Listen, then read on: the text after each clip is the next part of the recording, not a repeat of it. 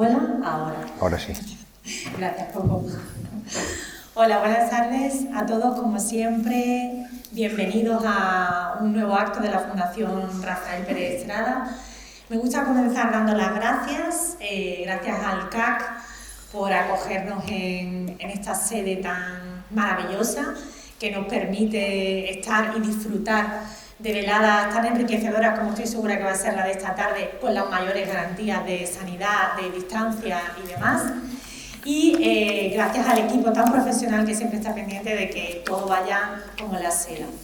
Gracias también a vosotros, al público asistente, por estar aquí esta tarde lluviosa, que en Málaga siempre cuando llueve parece que nos da un poquito de alergia a la lluvia, parece que es radioactiva y tienden, le había comentado a Pablo, que tienden a caerse algunas de las reservas, pero veo que esta tarde no es el caso, así que eso me hace muy feliz. Gracias a todos por seguir apoyando la cultura, porque sin vosotros no tendría sentido nada de esto. Os recuerdo, para los que no lo sepáis, que una vez que acabemos el evento de hoy, os llegará un correo electrónico con el termómetro emocional cultural de la Fundación. ¿Qué es el termómetro emocional cultural? Pues es que queremos saber qué os ha dejado, qué emoción os ha dejado este evento, porque no solo queremos medir la cultura en números, sino también en emociones. Y estoy seguro que el encuentro de esta tarde con Pablo Dors va a ser muy enriquecedor y va a dejar nos va a abrir muchas sensaciones y nos va a dejar muchas emociones. Bien, por supuesto, agradecer a Pablo Dors que esté aquí esta tarde, que además ayer estaba en Sevilla en otro acto y que haya tenido la gentileza de pasar por Málaga para hablar de su trayectoria, para conversar y para hablar de su nuevo libro, Biografía de la Luz, que sin duda, sin lugar a dudas, es un ensayo revelador e iluminador como pocos. Pablo Dors inaugura hoy un ciclo nuevo en la Fundación que se llama Voces Contemporáneas.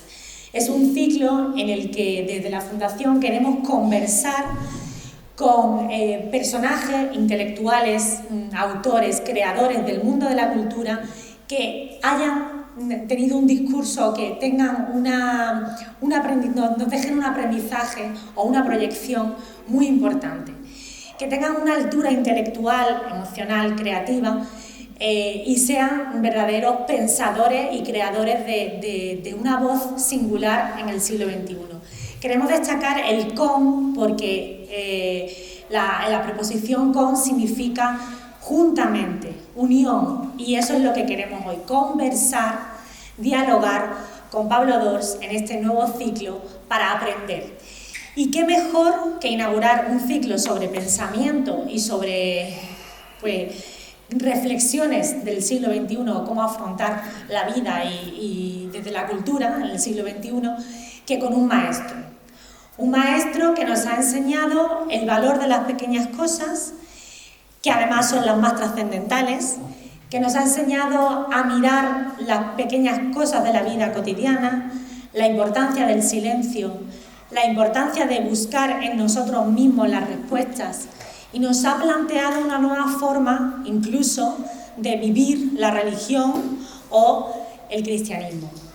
Así que creo que esta tarde va a ser especial en ese sentido, porque tenemos a un invitado que lo es y que ustedes, supongo que lo han leído, que lo siguen, saben precisamente que esa forma de comunicar, de contar y de mirar la vida y el mundo lo hace especial y ha cautivado a numerosos lectores de todo el mundo.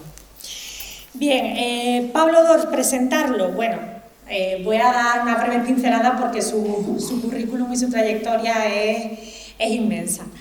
Pablo Dors es sacerdote y escritor, que luego te preguntaré qué te sientes más, no sé si hay alguno que prevalezca uno más sobre el otro o 50-50. Es nieto del prestigioso intelectual y pensador Eugenio Dors, estudió filosofía y teología, se doctoró con una tesis titulada Teopoética, Teología de la Experiencia Literaria. En 1991 se ordenó sacerdote, en 2014 funda Amigos del Desierto, del que hablaremos ahora y que cuenta con una red de cerca de 1 millón de personas, una red de meditación. También es fundador de Tabor, un proyecto de monacato secular, y esto también me llama mucho la atención, consejero cultural del Papa Francisco, que creo que es un dato también importante. Ha publicado numerosos títulos, muchos, sería aburrido contarles todos los títulos que ha publicado porque son muchos, no sé cuántos exactamente, pero más de una docena. Justo es una docena. Una docena. Pues entre ellos destacan las novelas Andanzas del impresor Zollinger, adaptada al teatro en Italia, El estupor y la maravilla en 2007, Contra la juventud en 2015 o Entusiasmo en 2017. De relatos también ha publicado un libro que se llama El estreno, que además creo que Jordi Gracia hizo una crítica muy elogiosa y eso es digno a tener en cuenta porque Jordi además es un crítico muy singular y muy afilado, ¿no? Y ensayos, pues el sobradamente conocido Biografía del silencio, que publicó en 2012, que fue un auténtico fenómeno editorial con más de 200.000 ejemplares vendidos, y en 2021 Biografía de la luz, que va por el mismo camino por lo que me ha estado contando antes Pablo. Un ensayo que podría ser la continuación natural, ahora hablaremos de eso, que evidentemente se puede leer de forma independiente, pero que, como él ha escrito, siguió meditando, siguió escribiendo y del silencio llegó a la luz, que es este ensayo. Toda su obra está siendo reeditada en la actualidad por Galaxia Gutenberg y, bueno, pues esta tarde vamos a conversar con él sobre la vida, sobre la cultura, sobre la experiencia de la luz y quiero darte la bienvenida y las gracias, Pablo, por estar aquí hoy. Pues muchísimas gracias, Ana, por estas palabras de presentación. Gracias también a todos vosotros, a todos ustedes. ¿Qué tal estáis? Bien. Bueno, también quiero tener una palabra de agradecimiento a esta fundación, Rafael Pérez Estrada, y decir que, aunque es cierto que últimamente hablo mucho en público, no por eso deja de emocionarme, y por tanto ese termómetro emocional del cual hablabas, pues tiene muchos grados en mi caso, ¿no? La gentileza es vuestra por haberme invitado. Málaga me encanta, siempre que puedo pues vengo. Y cuando hablabas de lo de maestro, es una palabra que me asusta. Pienso que maestro es aquel que no se apunta a sí mismo, sino que apunta al maestro interior que tenemos cada uno de nosotros, ¿no? Entonces, ojalá que todo lo que podamos decir esta tarde en Málaga pues sea una interpelación directa, ¿no?, a nuestro corazón, y que aquí lo interesante, lo digo tal y como lo siento, no es Pablo Dors, ni siquiera la biografía de la luz, sino nuestra propia biografía de la luz, ¿no?, nosotros mismos, ¿no? Esto es lo que me gustaría que fuera este acto, un apunte hacia nosotros mismos, ¿no? Que no saliéramos igual que hemos entrado, sino tocados y a lo mejor incluso cao, ¿no? Bueno, Pablo, para comenzar, eres nieto del gran filósofo Eugenio Dors y me gustaría saber, retrotrayéndonos también a tu infancia, ¿no?, eso que es tan importante, recuperar al niño y a la niña que fuimos cuando éramos pequeños y que mirábamos el mundo desde esa inocencia, ¿no?, esa forma más directa. Pues siendo un niño y con un abuelo como Eugenio Dors, ¿qué aprendiste de él o qué enseñanza te dejó tu abuelo? ¿Qué crees que es lo que más te impactó? ¿Qué huella dejó en ese niño Pablo Dors? Pues yo recuerdo que en el colegio, cuando me portaba mal, me decían los profesores: parece mentira que seas un Dors. Así que más bien era un estigma más que una bendición, ¿no? Porque todos como esperaban de mí, pues no sé, pues mucho, ¿no? Yo realmente no le conocí personalmente a mi abuelo porque él murió en el 54 y yo nacido en el 63, pero evidentemente sí que la huella de su figura pues, ha estado siempre en mi casa, sobre todo por los muchos libros, los muchos cuadros. Él también era un amante del arte, no solamente del pensamiento. Y luego ya de adulto, pues leyéndole, me di cuenta de que realmente es un pensador inmenso. O sea que si dudáis si leer a Pablo Dors o Eugenio Dors, no lo dudéis en leer a Eugenio Dors, ¿no? O sea que es un pensamiento muy sólido. En concreto, os recomiendo un libro que le recomendaba antes a Ana, que hemos comido juntos, que se llama Introducción a la vida angélica. Es una reflexión sobre los ángeles, ¿no? Maravilloso, uno de mis libros de cabecera, ¿no? Es un pensador, un estilista, un prosista, yo creo que lo que mejor resume su aportación es hacer de la anécdota categoría, es decir, partir siempre de lo concreto para a partir de ahí sacar una enseñanza vital, ¿no? Y bueno, algo de eso sí que yo también creo que he heredado, ¿no? Eso te iba a decir.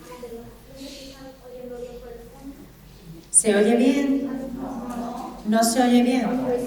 ¿A ninguno o a mí sí? Está al máximo, entonces si puedes pegarse un poco. Yo estoy más, súper pegado. Si no tenemos el micrófono de mano. Si no se me oye suficientemente bien, porque he estado muy pegado, pues entonces utilizo el micrófono de mano, porque he estado muy, muy pegado. Este yo creo que va mejor, ¿no? Este es el que no va bien. Por eso, que se ponga el este y me das a mí el de mano, que es más cómodo y como Pablo es el que habla más. Eso. Y tengo que- Entonces no me habéis oído, qué desilusión, ¿no? La técnica y yo no somos muy buenos amigos. Siempre se conjura todo. Bueno, Pablo, tu obra ha sido emparentada por algunos críticos con la de Kafka, Hesse o Milan Kundera. Y a mí me gustaría saber, aparte de la lectura del Evangelio, que evidentemente ha marcado tu vida, ¿qué otros autores o libros han influido más en tu trayectoria literaria, tanto como lector como escritor? además de estos tres, además de Kafka, Kundera y Hesse, que son autores que yo frecuento mucho, sigo frecuentándoles, ¿no? O sea, creo que son autores enormes, sobre todo Kafka. O sobre todo, ¿cuál es el de Kafka, con cuál te quedarías o cuál es el que más veces has visitado, has leído? El que más veces he visitado ha sido Kafka, pero sobre todo las narraciones cortas. Kafka tiene diarios, novelas y narraciones cortas y cartas, no he dicho, ¿no? Pues sobre todo las narraciones cortas me parecen muy, no sé cómo deciros, muy emblemáticas, ¿no? de lo que creo yo que es un escritor, ¿no? Alguien que se busca a sí mismo por medio de la palabra, ¿no? En su caso es muy emblemático, ¿no? Luego yo citaría también por lo menos dos autores que también me gustan muchísimo y me han ayudado mucho, sobre todo la novela Tentación, que no sé si lo conocéis, de un húngaro que se llama Székely, os lo voy a deletrear por si queréis, Szekely. Este señor fue director de Lubitsch, guionista de Lubitsch, y en los años 40 en Estados Unidos, pero es húngaro. Y tiene esta novela que es maravillosa, que recomiendo sin parar y que todo el mundo le agradece que se lo recomiende.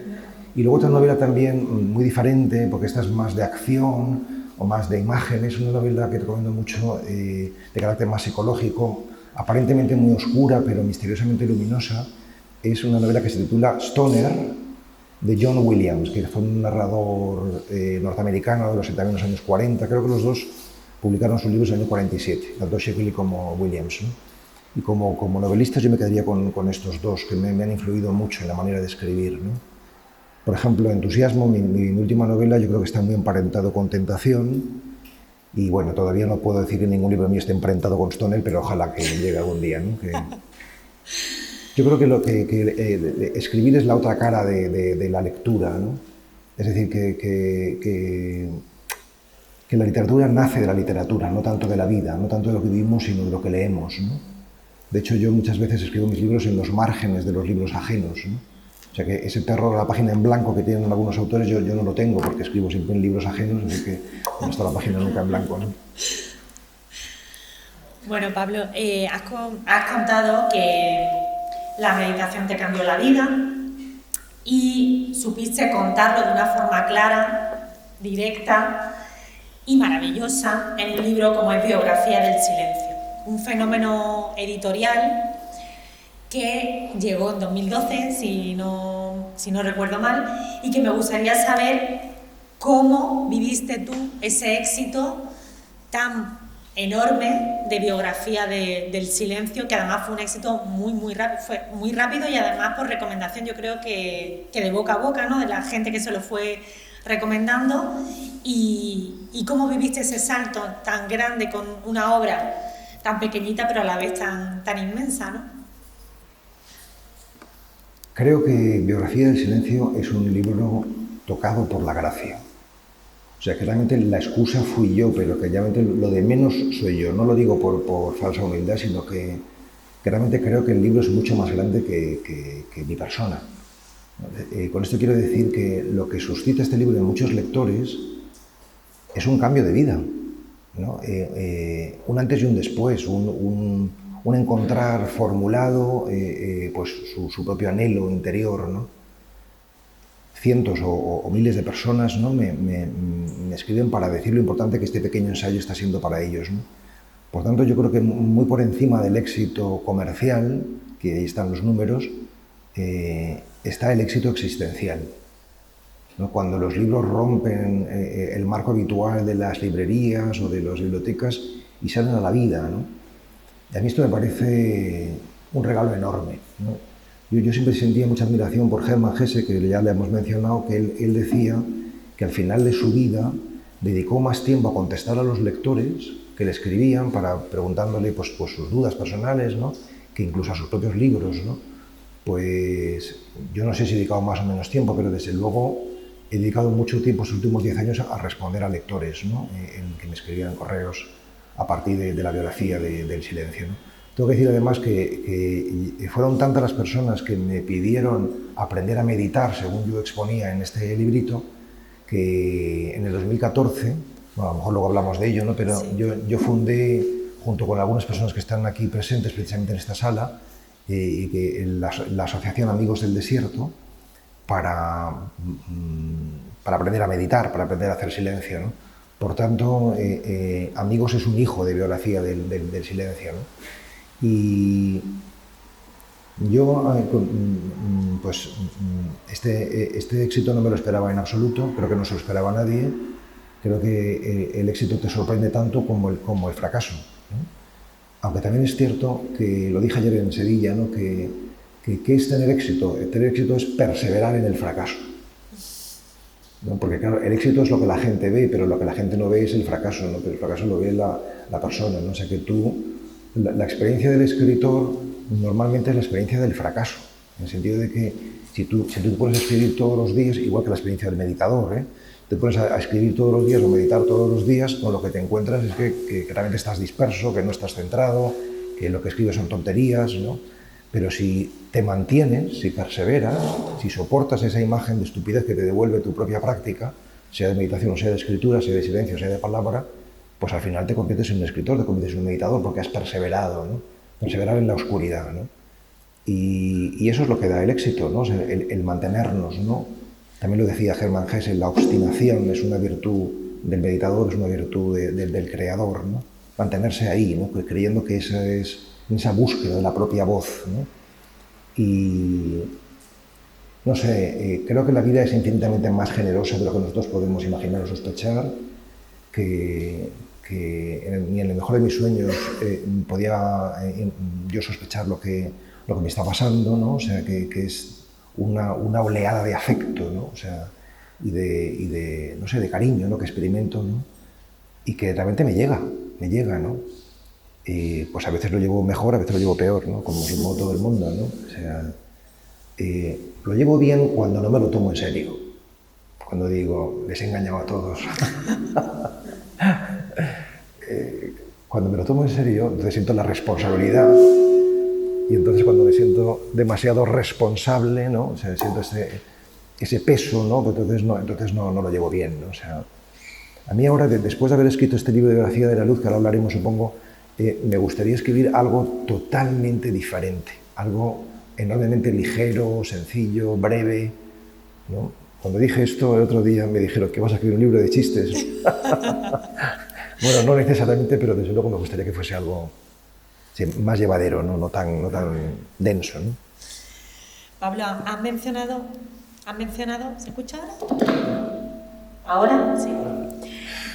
Oye, el sonido. Problemas de sonido. Has mencionado que después de Biografía del Silencio, ante tantas peticiones de cómo meditar, fundaste Amigos del Desierto y Tabor. A mí me gustaría, y creo que a los presentes también, porque aunque hay algunos miembros de esta esta tarde en la sala de Amigos del Desierto, que nos contaras un poquito más en qué consisten ambos proyectos y si, por si alguien quiere sumarse, cómo podría hacerlo. Bueno, para sumarse, ahí está Ana, al fondo, la última de todas, que podéis hablar con ella si alguien tiene interés, que ella ya os dirá cómo hacer, ¿no? En todo caso, tenemos una página web que se llama amigosdeldesierto.org y ahí está un poquito todo contado, ¿no? ¿Me oís bien, verdad? Sí, pasa que como retumba tanto, pues es un rollo. El mío no retumba. Bueno, pues Amigos del Desierto es una asociación cuyo propósito es la profundización y la difusión de la tradición contemplativa o de la meditación, ¿no? O de la interioridad, si queréis decirlo así, ¿no? O sea, creo que no nos han enseñado a mirarnos por dentro. O sea, que la gente dice, pues ora o medita, pero nadie te dice cómo se hace, ¿no? Y nadie te acompaña en ese proceso, ¿no? Es decir, que para hacer la aventura interior hace falta un maestro y unos compañeros, ¿no? Y si no tienes unos maestros y unos compañeros, lo más probable es que desistas en el camino, que claudiques y que termines por abandonar, ¿no? Si tú vas al desierto solo, lo más probable es que te pierdas o te mueras. Pero si vas acompañado de una gran caravana, quizás llegues, ¿no? Entonces, esto es algo, para mí, decisivo, ¿no? O sea, no nos han enseñado, no nos han dado métodos, no nos muestran el camino, ¿no? Y nosotros, de manera muy modesta, queremos mostrar un camino y acompañar a las personas, y es lo que estamos haciendo, ¿no? ¿Cómo lo hacemos?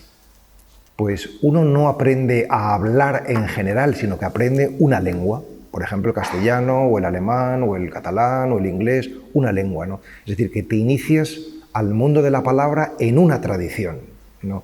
Pues al mundo de la interioridad también te inicias en una tradición concreta, ¿no? Puede ser el budismo zen, que yo también frecuenté un tiempo, puede ser el sufismo, puede ser la contemplación cristiana. Hay varias escuelas de silencio, ¿no? Nosotros seguimos la escuela de los padres y las madres del desierto, que fue la primera corriente espiritual dentro del cristianismo, los siglos II y III, por tanto dentro de una estela cristiana, una estela de lo que es la espiritualidad en Occidente, ¿no? También eso para nosotros es muy importante, que no es necesario emigrar espiritualmente a otras tradiciones muy lejanas culturalmente para hacer la aventura interior, sino que dentro de nuestra cultura tenemos los instrumentos necesarios para hacer ese peregrinaje, ¿no? Y bueno, pues de alguna manera hemos hecho una metodología sencilla, y a la gente que tiene interés les invitamos a participar en un retiro de iniciación, que es un fin de semana, donde damos un poco los rudimentos, las bases, y a partir de ahí, los que quieran continuar sin ningún afán proselitista, es decir, que no nos importa ser más ni ser menos, lo que nos importa es dar instrumentos para la interioridad, ¿no? O sea, pues los que quieren continuar con nosotros pues forman parte de lo que llamamos seminarios de silencio, ¿no? Que son grupos de práctica semanal. Pues nosotros lo que hacemos es una práctica, que es la práctica de sentarse en silencio y en quietud, de manera rigurosa y de manera continuada, ¿no? Aquí en Málaga hay un seminario y en otras muchas ciudades de España que también han ido surgiendo grupos. Es una realidad muy modesta, de verdad, o sea, es muy modesta, pero es muy bonita. Es muy bonita, ¿no? Porque es como quien empieza a leer, ¿no? Y se abre a la literatura, por ejemplo, ¿no? Pues qué hermoso es abrir a la literatura, pues aquí lo mismo, ¿no? Qué hermoso es abrir al paisaje de la interioridad, ¿no? O sea, y lo que hemos ido descubriendo es que realmente, no es que yo quiera aquí vender ningún producto, ¿no? Pero que realmente tenemos una capacidad de transformación enorme. O sea, que podemos vivir de manera muy diferente a como vivimos, ¿no? Y que, no sé, nos hemos empeñado que la vida es sota, caballo y rey, pero no, la vida es sota, caballo y rey y toda una baraja que no conocemos, o todo un castillo, como decía Teresa de Ávila, no solamente el hall, sino que además del hall hay un montón de habitaciones, ¿no? Que podemos explorar, ¿no? Pero todo de manera muy sencilla, no esotérica, no rara, ¿no? Y no sé, supone dos cosas, por simplificar, ¿no? Y por abreviar. Una reconciliación con la propia corporeidad, porque nuestro método es un método que subraya mucho el cuerpo. lo concreto, ¿no? O sea, la corporeidad como vía para la interioridad. Por tanto, no la vida mental o discursiva, ni tampoco la vía imaginativa, como hacen otras tradiciones, o devocional, sino la vía corporal, ¿no? O sea, y luego también subrayamos mucho la amistad, por eso llamamos amigos del desierto, ¿no? O sea, es decir, que la meditación no es en orden a generar una aristocracia interior, que yo estoy aquí por encima de los demás, sino generar humanidad, generar amistad, generar cercanía, proximidad, ¿no? Sí, o sea, la mejor manera de saber si meditamos bien es si realmente sentimos que nuestro amor por los demás aumenta, si somos más generosos con nuestro tiempo, con nuestros talentos, si nos entregamos más, si seguimos igual de cerrados, de huraños, de individualistas, pues la cosa no funciona, ¿no? Entonces, ese ir y venir, ese meditar y bendecir, ¿no? Entrar y salir, esa dinámica, esa es la dinámica del espíritu, y eso es lo que procuramos enseñar, acompañar, aprender. Bueno, y respecto al Tabor, también preguntabas, ¿no? O sea, es decir, dentro de Amigos del Desierto ha surgido un grupito, ahora somos como unos 20 o así, es que tiene mucha gracia la cosa, ¿no? O sea, que quieren ser monjes, pero monjes en el mundo, o sea, no irse a un monasterio, ¿no? Esto es una novedad enorme en la historia de la espiritualidad. O sea, viene desde hace 50 años, que el primero que habló de esto fue Thomas Merton, luego Raymond Panikkar escribió un libro maravilloso que os recomiendo, que se llama Elogio de la sencillez, donde elaboró las tesis de un posible monacato secular, y donde está hablando es que no hay que irse a un monasterio para vivir la interioridad, sino que el monasterio lo tenemos dentro, lo podemos construir dentro, en la vida familiar, en la vida laboral, es decir, en las estructuras seculares, ¿no? Y bueno, hemos empezado un proyecto y estamos muy ilusionados, ¿no? O sea, en esta idea de tantas personas que quieren estar en el mundo pero no ser de él, ¿no? Entonces, nuestra propuesta, por decirlo de manera muy breve, es igual que los monjes cristianos se conectan, es decir, van a la iglesia, al oratorio, al coro, 7 veces al día, con el toque de campana, nosotros a toque de teléfono móvil, ¿no? con estos gongs que hay en los teléfonos móviles, 7 veces al día hacemos una conexión, ¿no? Que puede ser para la meditación, para la lectura, para el ejercicio físico, para el contacto con los demás, en fin, 7 momentos de no estar arrastrados por lo urgente, sino ir a lo esencial, ¿no? Y el resultado, bueno, el resultado tenéis que juzgarlo vosotros, ¿no? Los que conozcan a los tabores que llamamos, ¿no? Pues es una vida más armónica, ¿no? O sea, el monje es el que vive con la pasión de la unidad, ¿no? Es decir, de la armonía, ¿no? Yo creo que lo que nos destruye es que vivimos, pues, de manera muy desordenada, no estamos en una orden, sino vivimos caóticamente, ¿no? Y en el fondo añoramos paz, es decir, orden, ¿no? Y una orden, el orden en una jornada nos va dando un orden interior y eso va generando paz. Contado así parece bonito, no me digáis que no. Pues vivido todavía más bonito. Pablo, bueno, quiero decirles a todos que si entráis en la web de Amigos del Desierto veréis que hay un decálogo para aprender o para iniciarse a meditar, que está bastante bien. Yo, no sé tú, las resistencias que te encuentras cuando alguien quiere empezar a meditar, pero a mí lo que más me dice la gente que me pregunta cómo medito yo es que yo no puedo parar la mente, yo es que a mí se me va la mente a otras cosas, ¿no? Es decir, la dificultad de encontrar ese silencio interior, ¿no? Y tú has comentado también, y hemos estado comentándolo antes, que a partir de descubrir la meditación, de biografía del silencio, seguiste meditando, seguiste escribiendo, como he comentado al principio, y al final encontraste la luz. Esa luz que no es sencilla de encontrar, o sea que hay que perseverar mucho para encontrar la luz, y que viene a ser las verdaderas respuestas, el verdadero amor y la verdadera verdad o la única verdad, que para ti tiene muchísimo que ver con Jesús, con Jesucristo y con la reinterpretación que has hecho en Biografía del Silencio de los textos evangélicos y de la figura de Jesús de Nazaret. ¿Cómo surge la idea que va de la meditación, el silencio, la reinterpretación de los evangelios y biografía de la luz. ¿Cómo llegas a ese gran proyecto que es biografía de la luz? O sea, si yo estuviese en el público y escucho, este señor ha encontrado la luz, diría, este tío está flipando, ¿no? O sea, ¿qué significa esto, no? O sea, ¿de qué está hablando, no? ¿Qué significa, es decir, qué quiere decir estar iluminado, ¿no?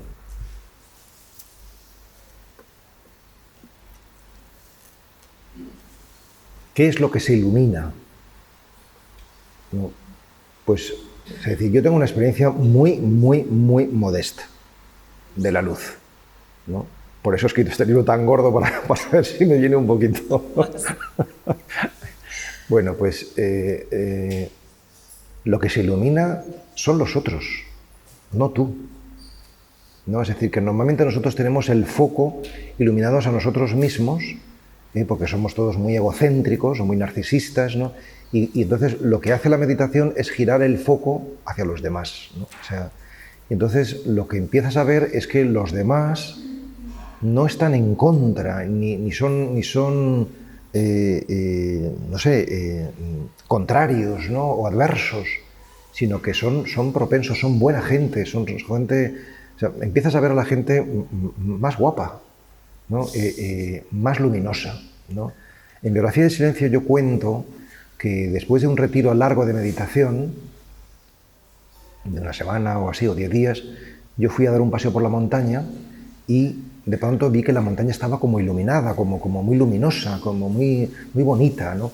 Esta es una experiencia que yo he tenido y que seguramente hemos tenido prácticamente todos, ¿no? De pronto un día vemos que la naturaleza está como más esplendorosa, ¿no? O sea, ¿por qué la vemos así? Porque hemos limpiado la mirada, hemos limpiado el corazón y sencillamente vemos lo que hay, ¿no? Pues esto que pasa con la naturaleza también nos puede pasar con los otros, ¿no? De hecho, por ejemplo, en la tradición cristiana, pero también en otras tradiciones, a los iluminados se les presenta con un aura, ¿no? de luz, ¿no? O sea, por algo será, ¿no? Porque ves al otro pues más resplandeciente, ¿no? Más brillante, ¿no? Y se ilumina la naturaleza, los otros y la palabra se abre, ¿no? ¿Qué quiere decir que la palabra se abre? ¿Qué quiere decir que la palabra se ilumina? Que un texto que hasta entonces nos parecía pues cerrado o hermético, o nos parecía que ya lo comprendíamos, de pronto nos revela un secreto mucho más profundo, mucho más genuino, que te apunta más a ti, te das cuenta que te habla de ti, ¿no? Pues hubo un momento, siempre repito de manera muy modesta, o sea, donde yo comprendí que después de haber leído el Evangelio desde niño, de llevar 30 años de sacerdote que llevo, de pronto el Evangelio me sonaba completamente nuevo. O sea, que se me abría una comprensión diferente, y eso es lo que cuento en Biografía de la Luz, ¿no? Que yo no me había enterado, ¿no? de qué iba esta fiesta, ¿no? Durante tantos años, ¿no? ¿Y de qué va esta fiesta, ¿no? Pues va de ti, va de mí, ¿no? O sea, que está hablando de nosotros y de lo que nos pasa por dentro, ¿no? Entonces, yo creo que la lectura infantil o directa, ¿no? O sea, literal, está muy bien, tiene su sentido. También está bien la lectura histórico-crítica, lo que hacen los exegetas, los estudiosos, ¿no? Que buscan la cuestión más rigurosa, más científica. Y está bien también la lectura teológica de los creyentes, pero más allá de todo eso, hay una lectura que es la que yo creo que nos importa a nosotros, que es la lectura sapiencial.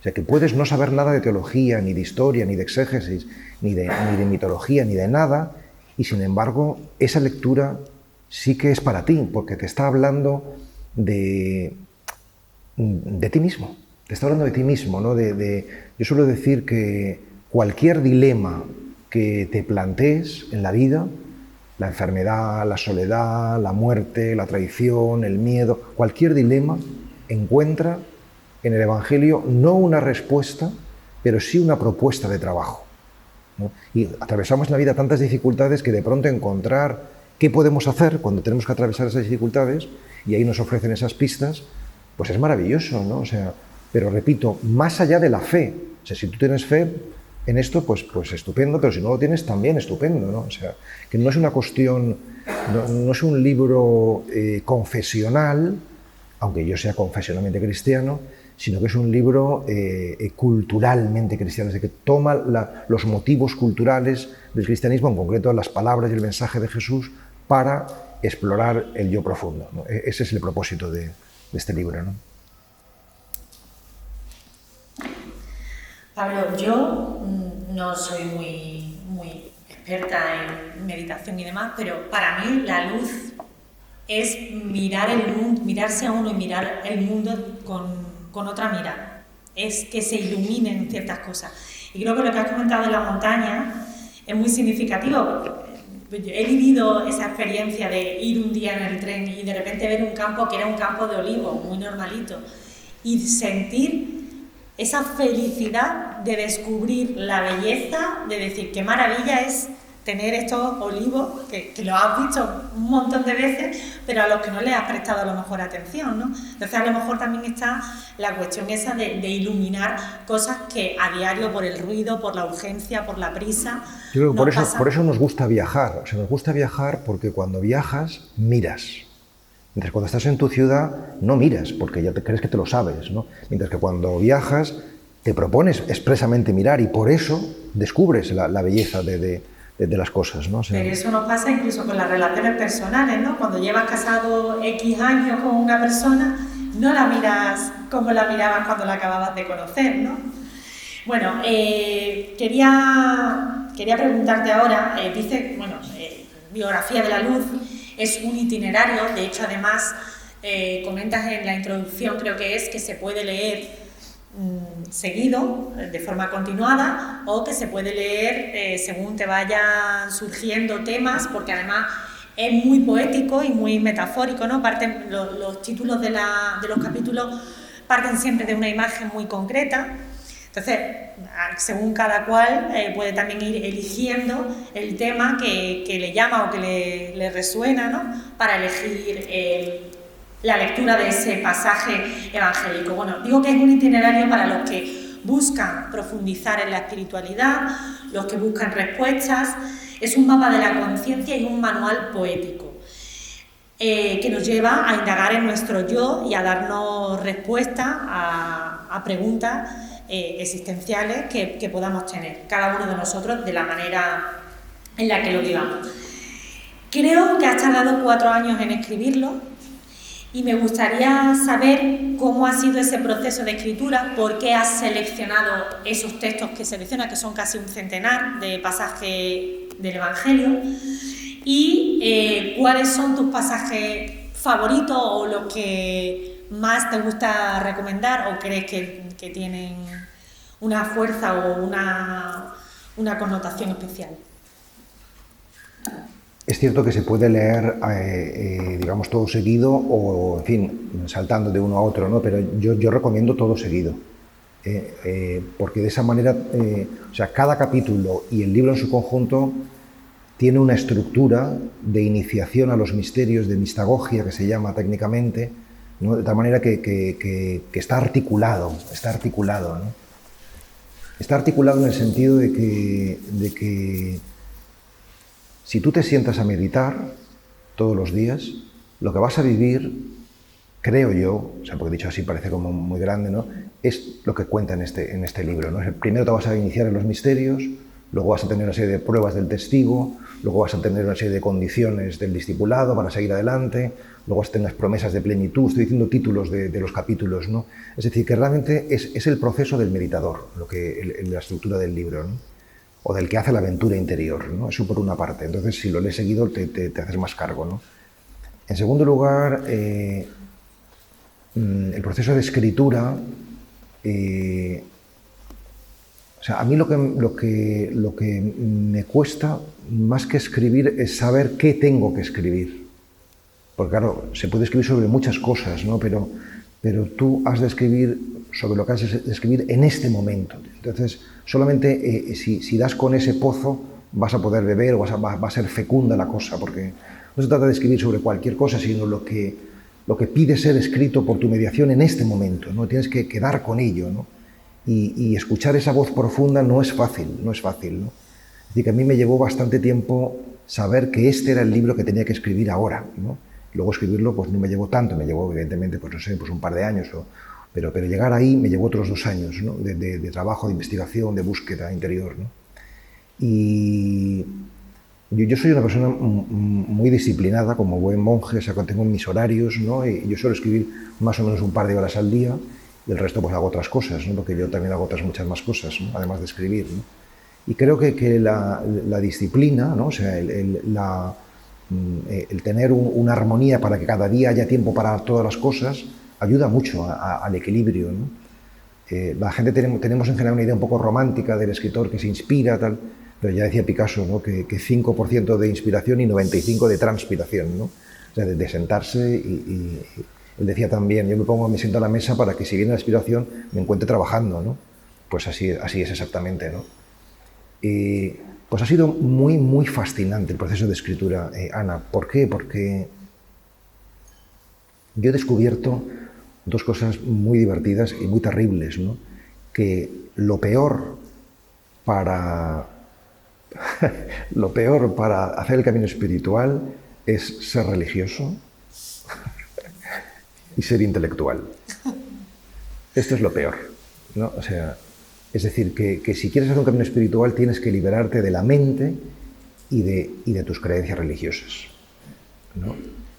No os preocupéis, que luego se recuperan, ¿no? de una manera más profunda, ¿no? O sea, pero no se puede uno agarrar a nada, ¿no? O sea, el maestro Eckhart lo decía de manera mucho más hermosa, decía, para ir a Dios hay que ir sin Dios, ¿no? Es decir, que nosotros nos agarramos a nuestra experiencia de Dios, y donde digo Dios podemos decir luz, plenitud, ¿no? O sea, nos agarramos a nuestras experiencias pensando que eso es, pero Dios no es nuestra experiencia de Dios, sino es algo más, ¿no? O sea, es decir, realmente vivir para el absoluto es vivir absolviendo, es decir, soltándolo todo, ¿no? Haciendo la experiencia de libertad, ¿no? Claro, esa experiencia de soltarlo todo también, tus creencias más profundas producen enorme vértigo, ¿no?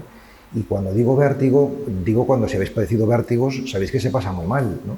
Pues realmente se pasa mal cuando uno pierde suelo, ¿no? Y no sabe dónde. O sea que este libro para mí ha sido una aventura existencial dura, lo cuento al final en el epílogo, ¿no? que este libro me ha supuesto pues tener que reconfigurar todas mis creencias, ¿no? O sea, desnudarlas y ver su sentido más profundo, ¿no? Creo que muchas personas pierden la fe porque tienen una fe infantil. Es como si tú tienes una camiseta de cuando tenías 7 años, pues no te cabe. Y entonces, ¿pero qué hago yo poniendo esa camiseta que me siento apretado? Pues no me sirve, me la quito, ¿no? Y la tiro. No, es que hemos de ir cambiando de talla conforme vamos creciendo en edad, ¿no? Pues con la fe, con el mundo interior, pasa parecido, ¿no? O sea, fe, cuando digo fe, digo confianza. Confianza en la vida, confianza en el universo, confianza en ti mismo, en nosotros, ¿no? O sea, la fe es eso sustancialmente, no el asentimiento a una serie de doctrinas, eso es una cosa totalmente secundaria, ¿no? O sea, primero creo en ti y luego creo en lo que tú me dices, ¿no? Pero primero creo en la persona, ¿no? O sea, y luego ya en tus asertos o afirmaciones, ¿no? Entonces, en ese sentido ha sido una aventura pues tremenda, ¿no? O sea, yo creo que si un libro no nace de las vísceras y no nace del llanto y no merece la pena, ¿no? O sea, que hay que entregar lo mejor de uno mismo. Luego ya pues será más o menos valioso, ¿no? Depende de lo que tengas dentro, pero ese esfuerzo por honestidad profesional, vamos a decir así, o de oficio, uno tiene que hacerlo, ¿no? Y luego, por último, mis pasajes favoritos, pues tengo muchos, ¿no? Pero pues citaría a lo mejor la Samaritana, porque la Samaritana dice algo sustancial, ¿no? La Samaritana le dice al Maestro Jesús, pero tiene que ser donde encontremos en este templo o en este templo, porque los judíos dicen una cosa, pero los samaritanos decimos otra, ¿no? Y entonces Jesús le responde, ni en este templo ni en el otro, sino en espíritu y verdad. Lo cual significa ni en esta religión ni en esta otra, ni en esta parroquia ni en esta otra, ¿no? Ni en esta filosofía ni en esta otra, ni con esta práctica ni con esta otra, sino en espíritu y verdad, ¿no? Es decir, que donde nos jugamos la plenitud es en el interior, ¿no? O sea, evidentemente ese interior luego tenemos que darle forma, no se puede quedar ahí informe, ¿no? pero al final, o sea, lo que importa es si somos auténticos en lo que vivimos, en lo que escribimos, en lo que comunicamos, si estamos dando algo de verdad, ¿no? O sea, para eso sirve lo que llamamos espiritualidad, ¿no? Y entonces ese es un pasaje, ¿no? O sea, y luego también a lo mejor citaría los discípulos de Maús, que es otro pasaje que me entusiasma, ¿no? Porque es una pedagogía maravillosa de cómo se accede, ¿no? al misterio, ¿no? Y al final los discípulos se quedan con el corazón encendido, ¿no? Pero él, la presencia, se ha marchado, ¿no? Y es exactamente como estamos invitados a estar nosotros. No tenemos la luz, no podemos domesticar la experiencia espiritual, pero se nos queda el corazón encendido, ¿no? Entonces ojalá que todo esto sirva para calentar o caldear un poco nuestro corazón, ¿no?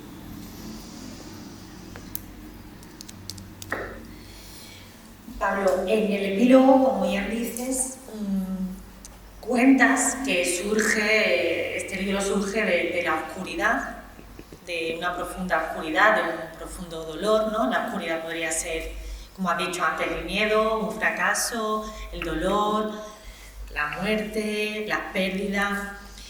Y supongo que el final de la redacción también coincidió con el inicio de la pandemia, ¿no? Que también ha sido una situación de mucha oscuridad.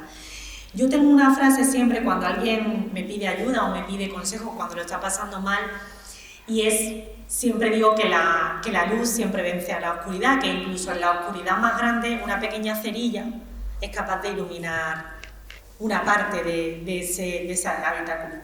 ¿Tú estás de acuerdo con esta afirmación? ¿Tú crees que la luz siempre vence a la oscuridad? ¿La esperanza? Pues queremos creer eso, ¿no? Y ciertamente tenemos motivos para creerlo. A veces es difícil creerlo porque no lo vemos, ¿no? O sea, yo sí que creo que la luz es mucho más sobreabundante que la oscuridad. O sea, decir, por ejemplo, esta habitación, esta sala, aquí estamos 50 personas o 70 o los que seamos, ¿no? Yo creo que la inmensa mayoría de los presentes somos buenas personas. O sea, habrá 2 o 3 malévolos, ¿no? A ver quién. ¿No? Y luego habrá, pues a lo mejor 5 o 6, pues un poco maliciosos, no llegan a ser malévolos, tal, pero la mayoría pues son buena gente, incluso habrá 3 o 4 muy buena gente, ¿no? O sea, es decir, que yo creo que esta habitación es un ejemplo del mundo. O sea, no creo que es que nosotros nos hemos juntado aquí los buenos, ¿no? Los malos son los de fuera, que es lo que nos suele pasar, que pensamos siempre que los buenos somos nosotros, ¿no? No, o sea, decir, yo creo que un día cualquiera, esta jornada de hoy, nos regala muchos sinsabores. No sé, te duele el tobillo, te han dado la mala noticia, llueve, yo qué sé, hay muchos sinsabores, ¿no? O sea, pero hay incontables de cosas hermosas, o sea, sin fin. O sea, decir, yo tengo la disciplina todos los días, una de las conexiones de los tabores es por la noche hacer la revisión de gratitud, de dar gracias por... O sea, realmente te pones a agradecer y al final es que ya te duermes de aburrimiento, porque es que hay tantísimas cosas que agradecer, ¿no? O sea, decir y es importante esto, porque cuantas más gracias das, más gracias te llueven. O sea, entras en el círculo virtuoso de la gratitud, ¿no? O sea, que es maravilloso, ¿no? Entonces yo por de pronto creo que existen mucho más caricias que bofetadas, pero claro, las bofetadas pueden ser tumbativas, ¿no? O sea, de pronto puede haber algo que te... También creo que ponemos el acento mucho más en lo oscuro. O sea, no sé, por ejemplo, hablamos del tren que descarrila, pero no de los otros 100 trenes que han llegado perfectamente. No es mala noticia lo oscuro, pero no es buena noticia lo luminoso, ¿no? O sea, yo creo que este libro, este tema que planteas es fundamental para este libro, porque de esto hablo prácticamente en todas las páginas de este libro, porque yo intento responder a la pregunta ¿qué hay que hacer cuando nos viene lo oscuro? Un mal rollo, un pensamiento oscuro, una emoción tóxica, una mala noticia, un desastre natural. O sea, ¿qué hemos de hacer? ¿Cómo trabajar lo oscuro? ¿No? O sea, porque creo que nosotros normalmente nos escapamos. Primera reacción, cuando da mala noticia, apagamos el televisor, fuera. Ya nos hemos ido del asunto, ¿no? o bien buscamos resolverlo, que es una respuesta pragmática, ¿no? Que está bien, pero hay situaciones de oscuridad que no se pueden responder pragmáticamente. O sea, si tú has perdido un hijo, si te pongo el ejemplo este tan radical, pues por mucho que quieras resolver el asunto, no lo vas a resolver. O sea, tu hijo se ha muerto. O sea, no hay manera de resolver eso, ¿no? Entonces, hay una respuesta espiritual frente a los problemas graves, ¿no? Que no es ni huir ni resolver, sino disolver, mirar amorosamente, trabajarlo para integrarlo, buscarle el otro lado, dicho cristianamente, redimirlo, ¿no? Entonces, este libro quiere ser como un manual de instrucciones de cómo redimir la oscuridad, ¿no?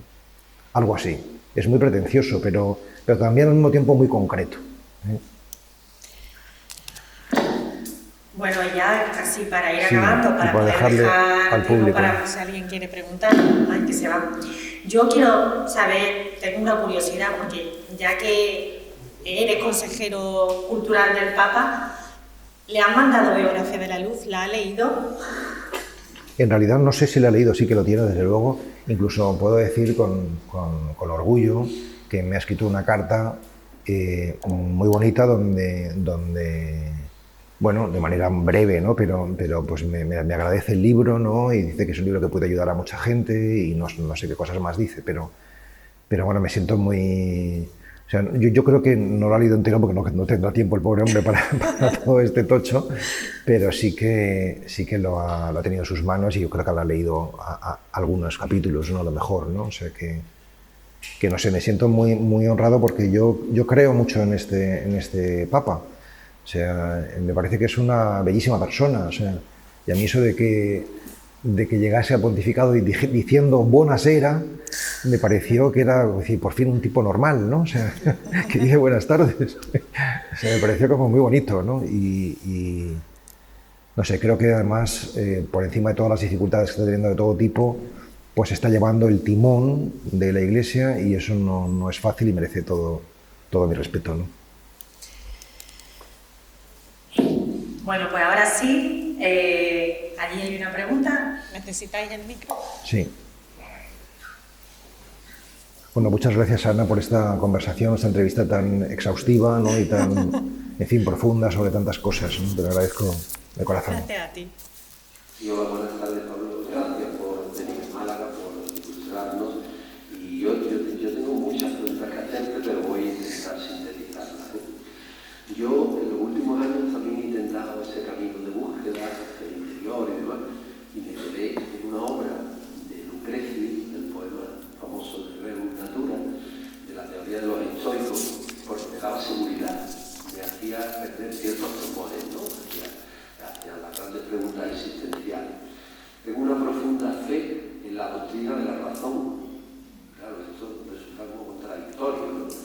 Pero alguien me habló de ti y se dio la casualidad de que en un club de lectura te propuso la lectura de tu libro Biografía del Silencio.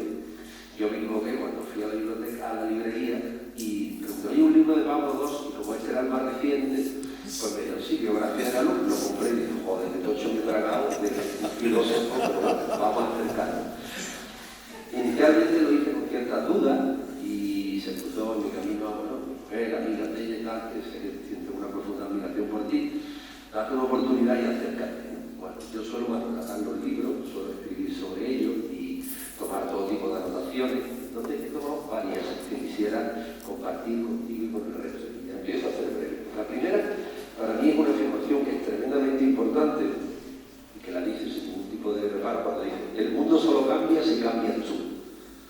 Esto es una frase con una fuerza brutal. Al final puede que nos peguemos la vida esperando que cambien las cosas, y sin embargo el que tiene que cambiar es tú, para que tu percepción sea otra, porque no dejamos de ser más que las percepciones que tenemos en nuestro entorno. Bueno, gracias, como solo fuera para esa frase. Pero luego, digo, en ese camino interior que tú propones, llega un momento en el que tú dices que una vez que descubres tu interior, ya nunca más podrás vivir simplemente para ti, sino para Cristo y para los demás, dices tú. Y yo digo, bueno, pues vamos a seguir avanzando, pero ahora aquí es donde viene el problema. Y tú dices, tampoco hay que olvidar que Jesús llama a los pescadores, es decir, trabajadores manuales y gente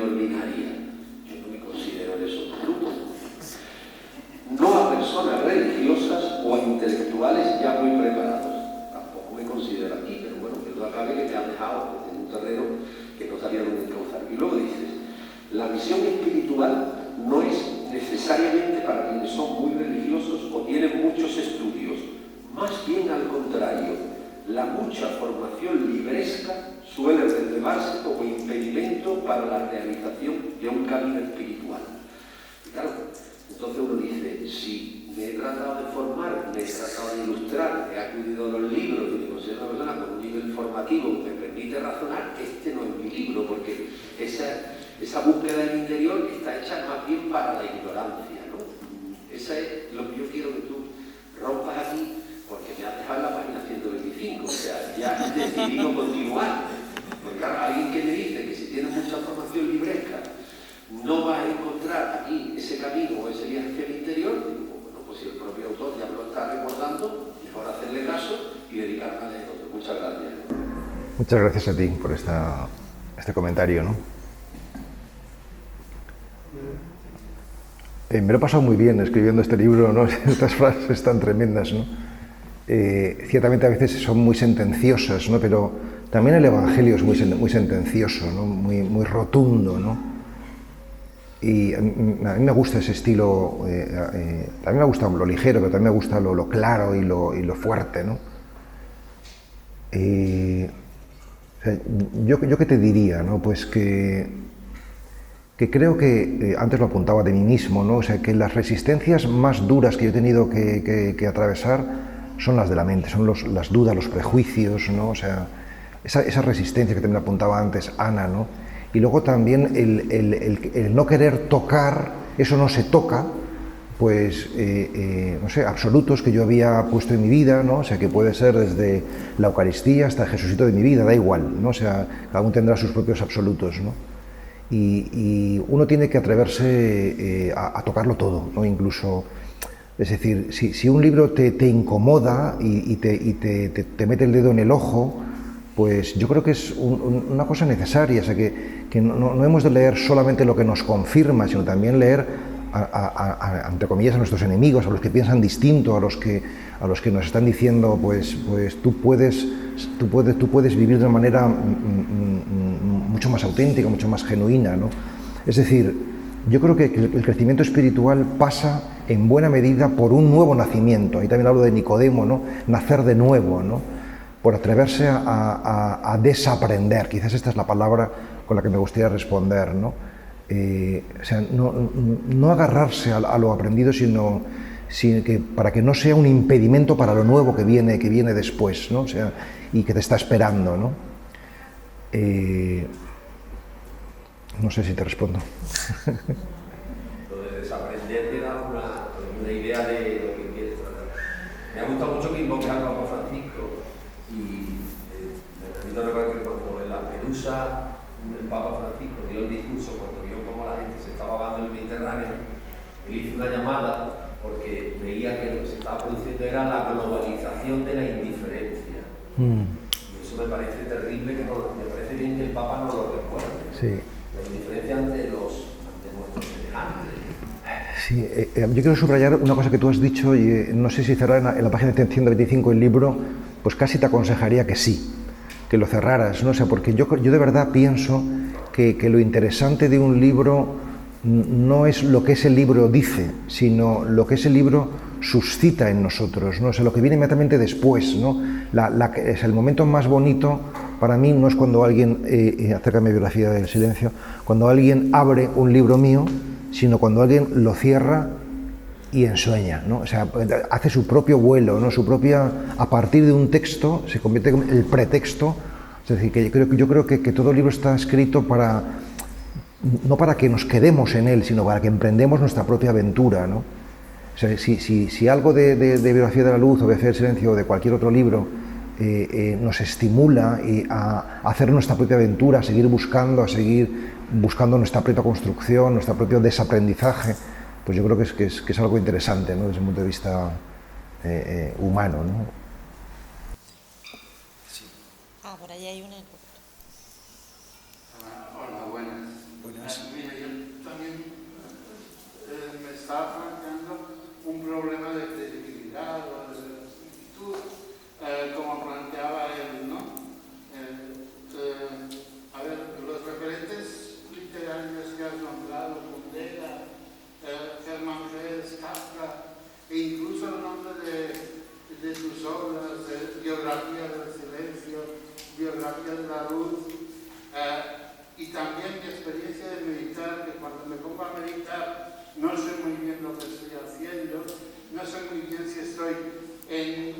tú dices, o como tú decías, un cambio de vida o una especie de autoficción, un poco como Dante, yéndome aún más allá, a un alguien que no soy yo.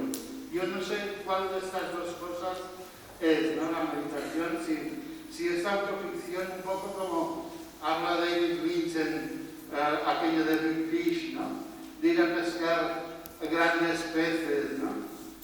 Con la meditación que son parte de ti, o es cambiar la vida, o incluso, ahora decías, cambiar el mundo, ¿no? También, yo no sé si la meditación son estas dos cosas, o si es más bien una u otra, o cómo se relacionan las dos, ¿no? Un poco en este sentido, era mi pregunta.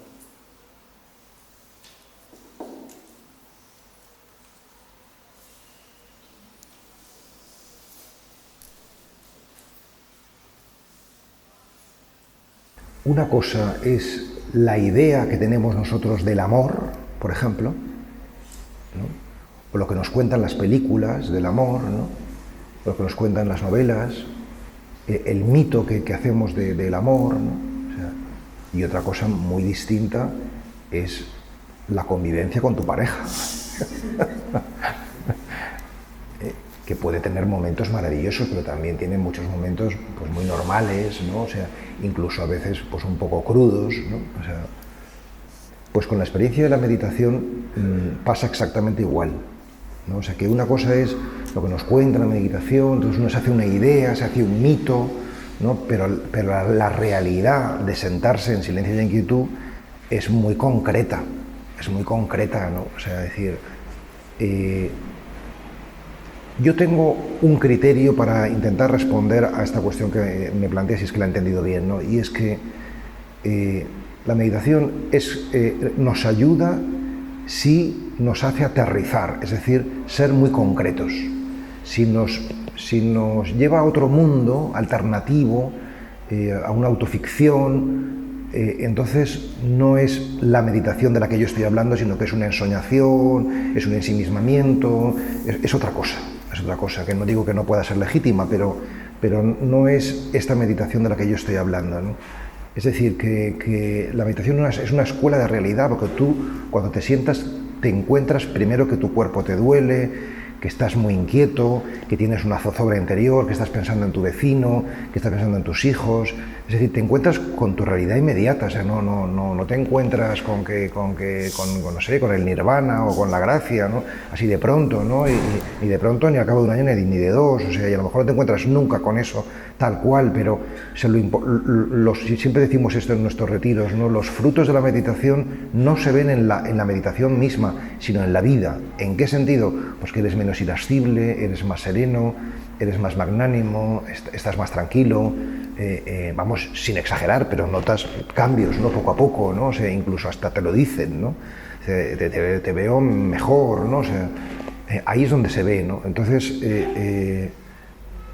bueno, yo creo que para eso precisamente ayuda un grupo, ¿no? Porque el grupo es implacable. O sea, si tú dices, he visto a la Virgen o he visto una bola de colores, claro, cada uno ve según sus referentes culturales, ¿no? Pues el grupo te dice, pero tío, ¿estás flipado o qué? ¿Qué pasa, no? O sea, te baja la tierra, ¿no? Y yo creo que simplemente parar te demuestra que, o sea, no ser agente, protagonista, activo, no tener ese afán intervencionista permanente, ¿no? Ya solamente eso nos ayuda, ¿no? Porque la vida funciona aunque tú no estés, ¿no? Entonces sentarnos a meditar nos hace darnos cuenta de eso, de que la vida funciona aunque tú no estés, ¿no? Y eso es muy educativo, ¿no?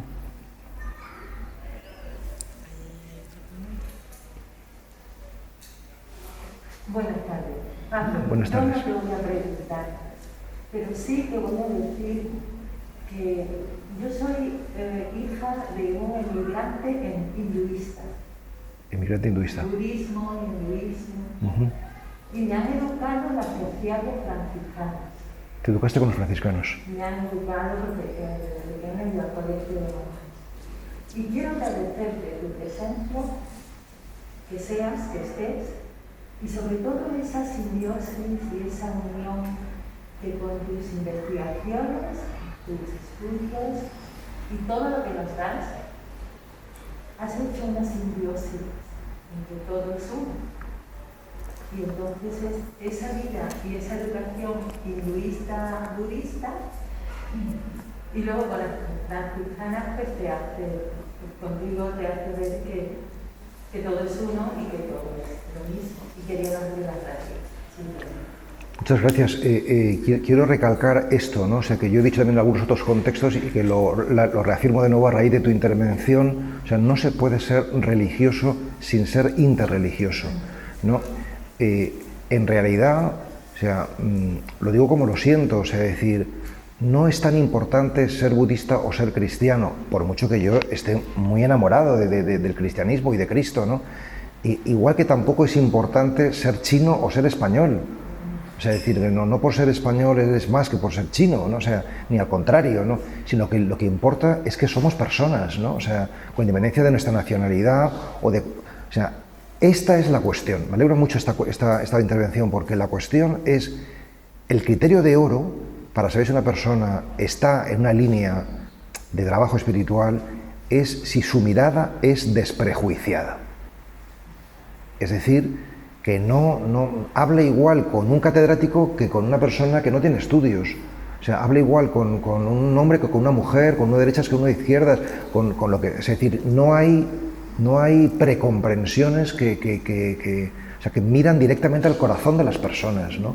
O sea, decir, para mí Jesús de Nazaret es modelo fundamentalmente por esto, porque igual habla con el centurión romano, representante del poder de ocupación, que con una prostituta que a punto de ser apedreada, que con un pescador analfabeto, que con un sacerdote saduceo, en fin, le da igual, ¿no?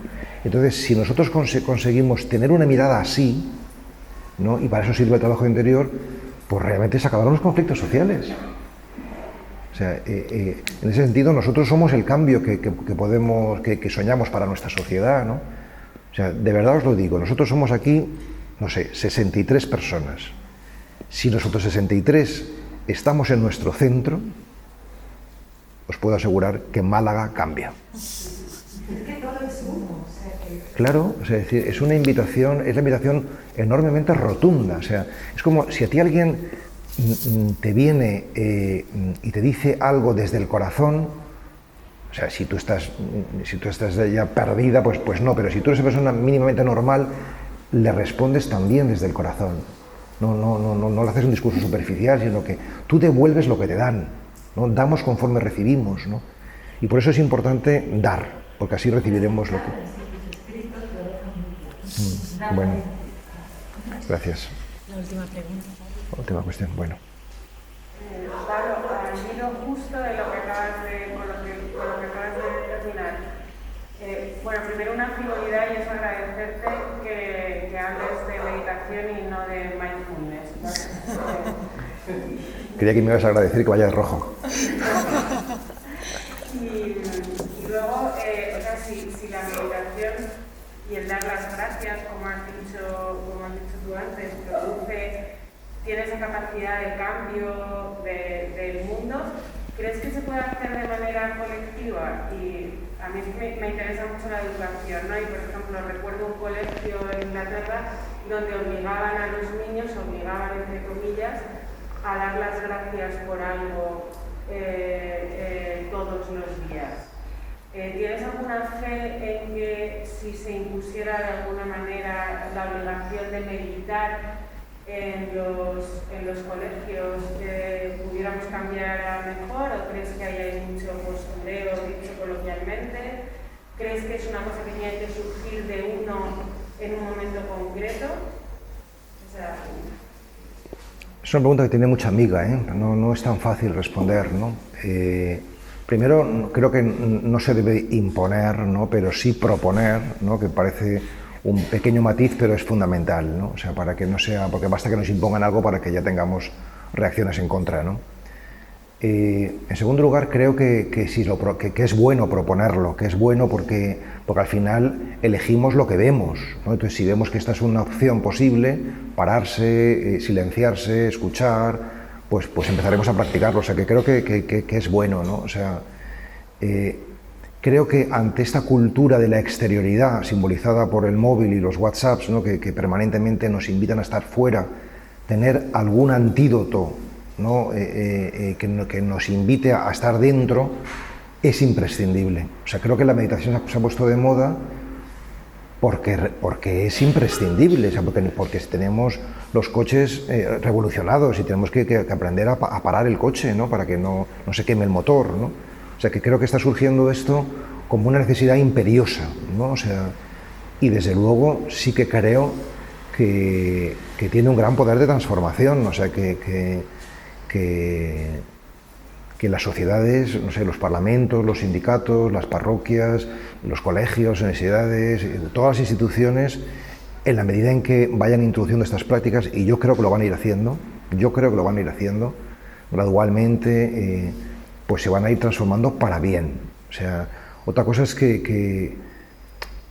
o sea, por ejemplo, yo lo que he dicho al principio, comprendo que he dicho que comprendo que nadie lo va a practicar, ¿no? O sea, o que van a tener muchas resistencias, pero yo he dicho, creo que hay que aprender, igual que tú no aprendes a hablar en general, sino aprendes a hablar en una lengua. O sea, yo creo que las tradiciones de sabiduría, que se llaman así hoy a las grandes religiones, tienen un depósito de experiencia, que renunciar a ese depósito de experiencia es una tontería. O sea, más allá de que tú luego no seas confesionalmente de esos, ¿no? Entonces, pretender hacer una educación a la interioridad neutra,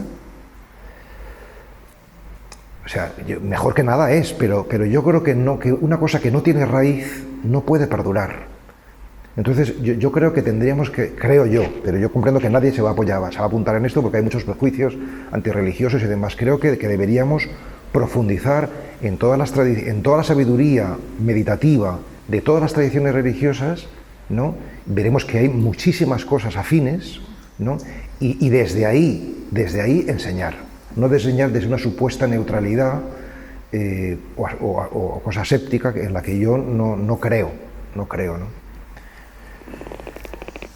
En fin, sí, una última cuestión, ¿o no? Es que si quieres. Bueno, no, como quieras, sí. Yo creo que debemos dejarlo aquí porque. Bueno, si quieres, luego te respondo personalmente, ¿vale? Como son ya las 8:45 y supongo que habrá gente que quiere que le firme Pablo el libro. Y aunque no queréis que os firme, sino solamente saludar, me encanta saludar a la gente personalmente. O sea que... Nada, daros las gracias a todos, gracias a ti, Pablo, y nada, recomendaros, como ha dicho la amiga, que bueno, si queréis encontrar un libro o literatura donde haya gratitud, donde haya luz, donde haya amor, donde haya esperanza tan necesaria en este momento, donde haya alegría, donde haya vitalidad, creo que un buen autor es Pablo Dors. Muchas gracias, Pablo, por Gracias por a vosotros. Viva la madre que os parió.